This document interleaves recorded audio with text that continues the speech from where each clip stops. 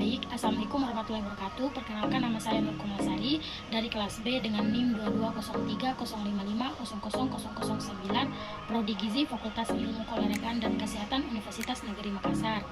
Nah, pada kesempatan kali ini saya akan menjelaskan dua tugas saya, yaitu yang pertama ada menjelaskan 4 fase perawatan dan pengobatan gizi buruk pada balita. Terus yang kedua adalah 10 langkah tata laksana gizi buruk pada balita di pelayanan rawat inap. Baik, langsung saja saya akan menjelaskan apa sih itu tata letak gizi buruk pada balita. Nah, gizi buruk merupakan salah satu penyebab tidak langsung kematian pada balita karena kurangnya asupan makanan yang dikonsumsi dan atau adanya penyakit penyerta. Data riset kesehatan dasar tahun 2018 menunjukkan bahwa terdapat 10,2% balita gizi kurang atau wasting dan 3,5% diantaranya gizi buruk atau severe wasting. Nah, langsung saja menjelaskan 4 fase perawatan dan pengobatan gizi buruk pada balita, yaitu yang pertama ada fase stabilisasi.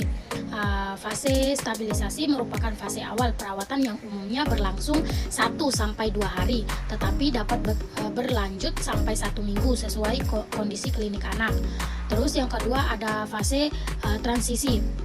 Nah, fase transisi adalah masa peralihan dari fase stabilisasi ke fase rehabilitasi dengan tujuan pemberian kesempatan tubuh untuk beradaptasi terhadap pemberian energi dan protein yang semakin meningkat.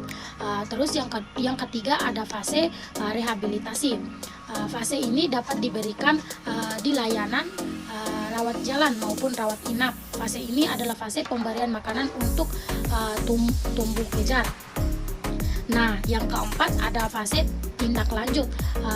Pada fase ini merupakan lanjutan pemberian makanan untuk tumbuh kejar dengan pemberian makanan keluarga dan pemberian makanan tambahan pemulihan atau PMTP. Baik, langsung saja di sini saya akan menjelaskan 10 langkah tata laksana gizi buruk pada balita di layanan rawat jalan.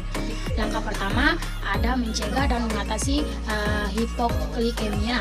Semua balita gizi buruk berisiko mengalami hipoglikemia atau kadar gula darah kurang dari 3 milimol per liter atau kurang dari 54 mg per desiliter.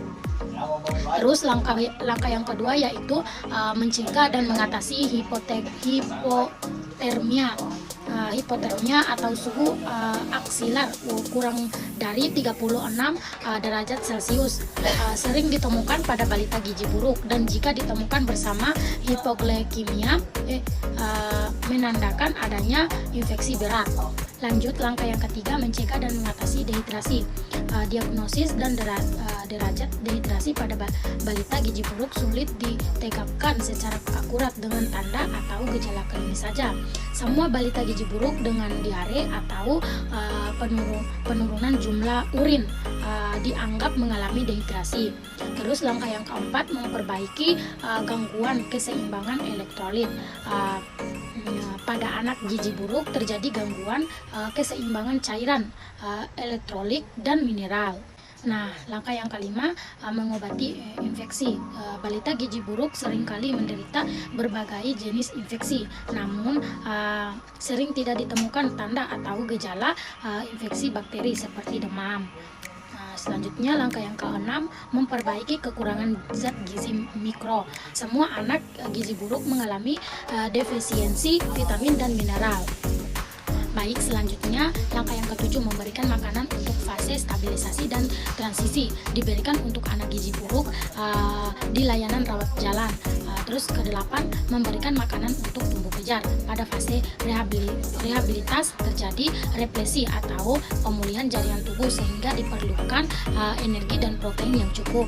Diberikan energi 150 sampai 220 kilokalori per kilogram BB per hari, sedangkan proteinnya 4 sampai 6 gram per kilogram berat badan per hari. Baik, langkah selanjutnya yaitu memberikan stimulasi untuk tumbuh kembang. Pada anak gizi buruk terjadi keterlambatan perkembangan mental dan perilaku. Keterlibatan keluarga terutama ibu sangat diperlukan dalam memberikan stimulasi untuk tumbuh kembang anak. Selanjutnya langkah yang terakhir yaitu mempersiapkan untuk tindak lanjut di rumah. Persiapan untuk tindak lanjut di rumah dapat dilakukan sejak anak dirawat inap, misalnya melibatkan ibu dalam ingatan rawat anaknya. Baik, itu saja yang bisa saya jelaskan. Lebih dan kurangnya saya mohon maaf. Wabillahi taufiq wal hidayah. Wassalamualaikum warahmatullahi wabarakatuh.